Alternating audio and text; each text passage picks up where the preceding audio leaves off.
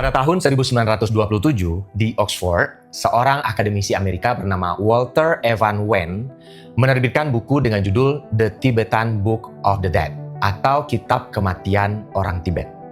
Mungkin ada di antara sebagian sobat jiwa yang sudah pernah mendengar buku ini. Terjemahan sebuah manuskrip yang selama ratusan tahun hanya boleh dibaca oleh biksu tertentu di tempat khusus di dataran tinggi Tibet. Judul aslinya bukan Kitab Kematian sebenarnya, tapi Bardo Thodol, yang kalau diterjemahkan artinya pembebasan jiwa lewat pendengaran di alam perantara. Kenapa judul kitabnya begitu? Karena di tempat asalnya kitab ini akan dibacakan ke telinga orang yang sudah meninggal, yang jasadnya sudah dingin, yang menurut kitab ini rohnya belum benar-benar pergi. Nah, di tempat lain, di tahun 1975, seorang psikiater di Amerika bernama Raymond Moody mulai mengumpulkan ratusan informasi dari pengalaman orang-orang yang pernah mati suri, yang dinyatakan mati secara klinis, kemudian hidup lagi. Di mana mereka mengalami hal yang sama persis, maksudnya orang-orang yang mati suri tadi ya, mereka melihat cahaya terang, merasakan damai yang luar biasa, dan bertemu sosok yang sudah meninggal yang mereka kenal semasa hidup. Raymond Moody sendiri, waktu melakukan risetnya, itu nggak tahu sama sekali soal kitab kematian pada waktu itu. Tapi, pola yang dia temukan hampir sama persis dengan apa yang ditulis biksu Tibet di kitab tersebut. Nah, apa aja isi lengkapnya kitab kematian itu? Kita akan bahas di video hari ini. Sobat jiwa, untuk memahami kenapa kitab kematian ini berbeda dengan kitab-kitab kuno lainnya, nah kita perlu tahu dulu ya sosok yang katanya menulis isi kitab ini. Namanya Padmasambhava di abad ke-8. Guru yang di tradisi Tibet dipercaya membawa Buddhisme Tantra ke wilayah Himalaya. Tapi, nah ini bagian yang jarang diceritakan. Menurut tradisi, Padmasambhava ini nggak langsung menyebarkan ajarannya. Konsep ajarannya disebut terma, yang artinya ajaran yang sengaja disembunyikan atau dikubur. Entah itu dikubur secara fisik dalam gua, entah itu secara spiritual dalam kesadaran, supaya nanti ditemukan kembali di waktu yang lebih tepat, katanya gitu. Padmasambhava percaya ada ilmu yang memang belum saatnya disebarkan kalau orang yang menerimanya belum siap. Kitab ini baru akan muncul kembali ketika dunia memang sudah cukup matang secara kesadaran. Singkat cerita, Sobat Jiwa, 600 tahun kemudian, memang akhirnya kitab ini ditemukan kembali oleh Karmalingpa di abad ke-14. Lalu pada tahun 1927, kitab ini baru sampai ke barat lewat terjemahannya Evan Wen yang tadi. Dulunya, Sobat Jiwa, kitab ini bukan buat semua orang untuk bisa baca secara sembarangan. Awalnya kitab ini jarang diperlihatkan, hanya dibacakan dalam acara tertentu. Biasanya dibacakan oleh lama, sebutan untuk guru spiritual di Tibet ketika ada orang yang baru meninggal. Secara prakteknya ini disebut cikai, proses membisikkan isi kitab itu ke telinga orang yang baru meninggal sebagai panduan yang menurut ajaran ini ya, orang yang meninggal itu masih bisa mendengar lewat roh kesadarannya, meskipun tubuhnya udah nggak bernafas. Nah jadi gini, menurut guru-guru di Tibet, orang yang baru meninggal itu masih memiliki kesadaran spirit. Jadi kalau dibisikkan sesuatu ke telinganya berupa instruksi, itu bisa membimbing jiwa atau kesadaran mereka. Mereka masih bisa menerima informasi itu. Ini mungkin kenapa di banyak ajaran agama dan juga tradisi spiritual, momen awal kematian itu dianggap sakral. Kayak di kita juga ada kan? Kalau di tradisi Islam Nusantara contohnya, banyak diadakan doa dan juga tahlil bersama, ya kan? Nah ajaran itu ternyata juga ada di Kristen. Ada masa doa dan berkabung. Di Hindu Bali juga ternyata ada. Namanya ngemit dan mekidung. Nah di Tibet Sobat Jiwa, itu juga sama. Buat mereka, 3 hari pertama setelah kematian adalah momen paling penting dalam seluruh perjalanan jiwa.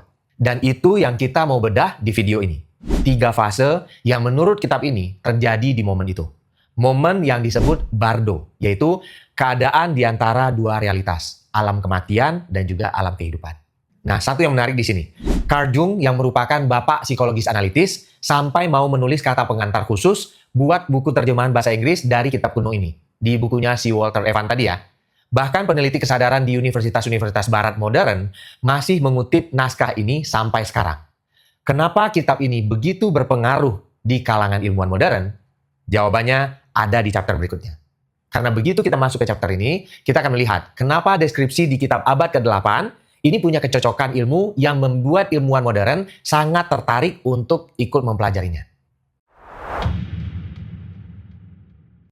Sobat Jiwa, kita masuk ke fase pertama yang disebut Cikai Bardo, yaitu momen kematian itu sendiri.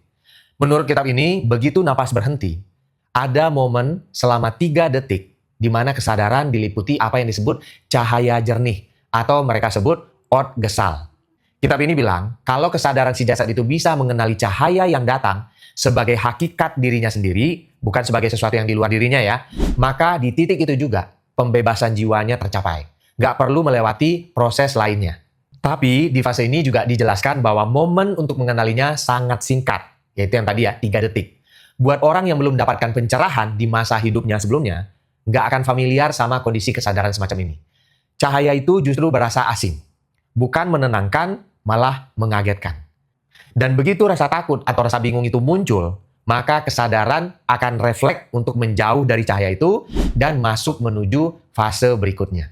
Sejak tahun 1970-an, riset soal mati suri ini atau Near Death Experience mulai mengumpulkan data atau pola yang mirip.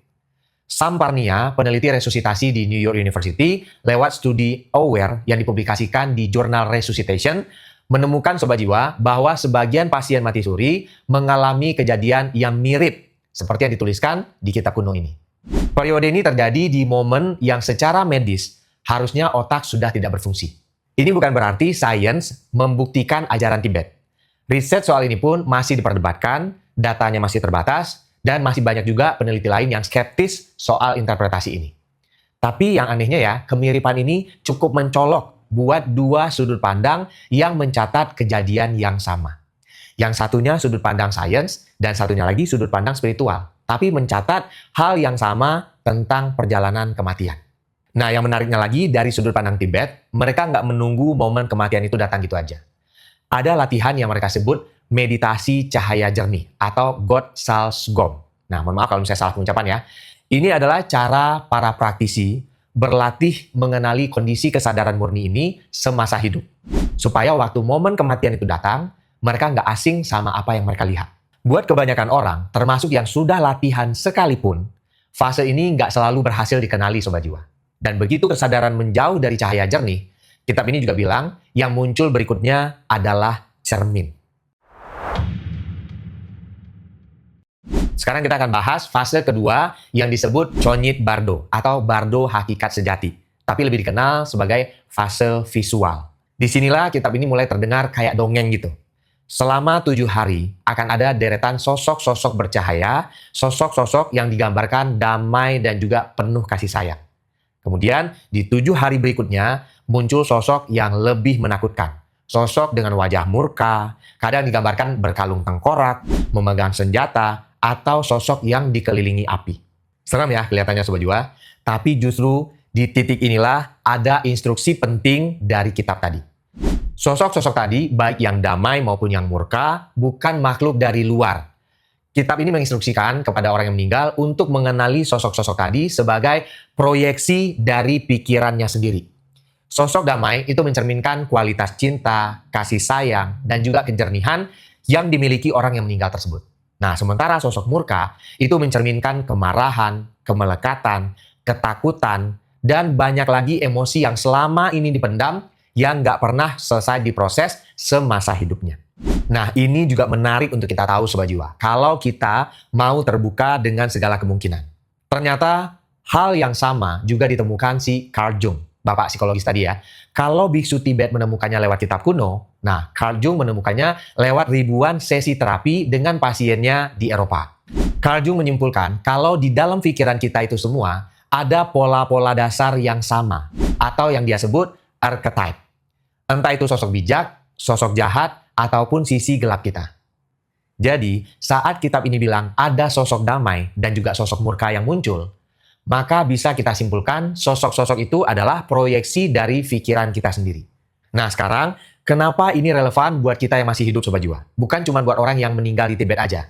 Karena kalau klaim kitab kematian ini benar, bahwa sosok-sosok itu adalah cermin dari diri kita sendiri, berarti apa yang muncul di fase itu bukanlah hal baru. Semua sosok-sosok itu sudah ada dalam diri kita saat ini. Kemarahan yang belum selesai, rasa bersalah yang dipendam, ketakutan yang gak pernah kamu hadapi langsung secara berani, dan masih banyak lagi emosi negatif yang membebani jiwa kita. Sebenarnya semua itu sudah ada dalam diri kita. Di fase ini kita juga bisa belajar kalau beban-beban emosi tadi akan menjadi sosok-sosok yang akan kita temui setelah mati, yang muncul dalam bentuk yang menyeramkan dan nggak bisa kita hindari. Dan pertanyaannya sebenarnya Sobat Jiwa bukan tentang apakah sosok-sosok itu nyata. Pertanyaan yang paling tepat adalah, kalau kamu berhadapan langsung sama semua kemarahan, semua ketakutan, semua rasa bersalah yang selama ini kamu hindari dalam satu waktu, tanpa kamu bisa kabur, apakah kamu sudah siap menghadapinya? Itu pertanyaan sebenarnya yang paling penting. Kitab ini juga bilang, kalau kamu bisa mengenali dan menerima sosok-sosok ini sebagai bagian dari dirimu sendiri, kamu akan lanjut mengalami pembebasan. Tapi kalau kamu justru lari, ketakutanmu makin besar, maka sosok-sosok ini akan semakin murka. Sekarang kita masuk ke fase ketiga yang disebut Sitpa Bardo, yaitu Bardo menjelang kelahiran kembali. Kalau di fase tadi, orang yang meninggal itu cuma melihat sosok-sosok, maka di fase terakhir ini kita akan dibawa ke sesuatu yang disebut angin karma. Kesadaran kita itu kayak terbang terbawa oleh angin karma ini. Arus anginnya ini nggak cuma muncul tiba-tiba, tapi dibentuk dari semua tindakan dan juga kebiasaan yang kita kumpulkan sepanjang hidup. Arus itulah yang akhirnya menarik si kesadaran tadi ke arah kelahiran berikutnya. Mau kita siap atau nggak siap.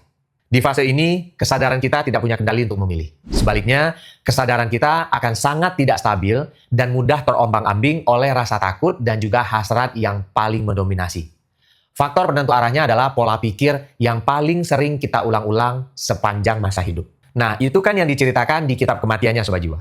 Kalau misalnya kita lihat pelajarannya dalam hidup, kita bisa simpulin bahwa karma itu bukanlah hukuman dari luar. Karma itu adalah pola yang kita ulang terus sampai akhirnya jadi pengendali kehidupan kita. Jadi, boleh disimpulkan bahwa bukan Tuhanlah yang menghukum kita, tapi kecenderungan pikiran kita sendiri yang kalau terus kita pupuk, itu pelan-pelan jadi kekuatan yang mengendalikan hidup kita, bahkan tanpa kita sadari. Maksudnya gimana, Fen, dikendalikan karma? Nah, kita akan lihat contohnya ya. Contoh yang paling gampangnya adalah pola mengeluh. Kita sering banget kan lihat orang setiap ada masalah kecil, respon pertamanya selalu ngeluh atau menyalahkan keadaan. Awalnya mungkin cuma sekali dua kali, tapi kalau diulang secara terus-menerus, itu akan jadi kebiasaan. Nah, begitu ada tantangan hidup sedikit aja, otak dia akan otomatis langsung mencari alasan untuk mengeluh. Dan akhirnya hidup orang itu pun terasa penuh masalah terus-menerus. Bukan karena takdir, tapi karena karma, pola pikirnya sendiri yang sudah terprogram untuk selalu melihat sisi negatif. Nah, kitab ini juga bilang Sobat Jiwa, kesadaran kita bisa punya kendali di fase ini. Orang yang terbiasa berhenti sejenak sebelum bereaksi, atau orang yang terbiasa mengenali emosinya, adalah orang yang punya kendali untuk tetap bisa tenang di tengah fase ini. Dan disinilah letak alasan kenapa video ini bukan cuma tentang apa yang terjadi setelah mati. Apapun agama atau apapun ajaran spiritual kita bisa memetik pelajaran penting dari kitab ini. Bahwa yang menentukan arah di fase paling kritis dalam perjalanan jiwa kita setelah kematian adalah kebiasaan kita berpikir dan bersikap saat ini. Artinya, apa yang kita lakukan hari ini, pola yang kita ulang setiap hari, itu bukan cuma soal hidup kita saat ini. Tapi itu menentukan seluruh perjalanan jiwa kita. Termasuk setelah kita nggak ada lagi di muka bumi ini. Dari kitab kematian ini kita bisa belajar Sobat Jiwa. Bukan cuma tentang kematian, tapi justru tentang kehidupan yang kita jalani saat ini. Banyak kan di luar sana orang yang bilang, kalau hidup itu cuma sekali. Nah, kata-kata itu nggak sepenuhnya benar Sobat Jiwa. Kita mati cuma sekali, tapi kita hidup setiap hari. Kita perlu make sure di setiap hari kehidupan kita tidak membentuk pola karma yang akan menyesatkan kehidupan kita nanti. Dan itu bisa kita mulai dari hal-hal kecil. Contohnya apa aja? Pertama, setiap pagi Sobat Jiwa, sebelum memulai apapun, maka coba ingatkan diri kita masing-masing. Bahwa nggak ada yang menjamin bahwa kehidupan besok itu masih ada. Jadi yang perlu kita lakukan saat ini adalah bersyukur di kehidupan hari itu. Dan itu yang membuat hari kita akan menjadi lebih ringan sepanjang hari. Karena begitu kita sadar bahwa waktu itu terbatas, hal-hal kecil yang biasanya bikin kamu marah, sedih, atau kecewa, itu akan jadi lebih mudah untuk dikendalikan. Karena kamu mengapresiasi setiap makna dari semua hal kecil yang terjadi dalam hidupmu hari itu. Yang kedua, coba doakan semua orang yang bertemu denganmu di hari itu. Setiap kamu melihat ada orang yang kesulitan atau ada orang yang bahagia juga, Coba kirim doa dan energi cinta untuk mereka. Baik itu orang yang kamu kenal ataupun orang yang nggak kamu kenal. Yang ketiga, coba ciptakan momen berharga setiap saat, terutama untuk dirimu sendiri. Cari waktu di mana kamu benar-benar bisa hadir, nggak mikirin masa lalu, dan juga nggak mikirin masa depan. Cuman ada di detik itu, di saat itu. Bisa dengan cara pergi ke alam untuk menikmati momen kesendirian, atau mengerjakan sesuatu yang membuat kamu fokus dan bahagia di saat yang bersamaan. Momen-momen itu, menurut tradisi Tibet tadi, adalah percikan kecil dari kondisi yang sama dengan yang dijelaskan di fase pertama kematian. Ketika kita menemukan cahaya kesadaran kita sendiri selama 3 detik tadi. Gimana Sobat Jiwa pembahasan hari ini? Coba komen di kolom komentar, pelajaran baik apa yang kamu dapatkan dari kitab kematian tadi. Terima kasih untuk semua Sobat Jiwa yang sudah menyimak video ini sampai habis. Semoga dari cerita ini bisa membuat kita semua menjadi pribadi yang lebih baik lagi setiap harinya. Sampai jumpa di langkah jiwa berikutnya.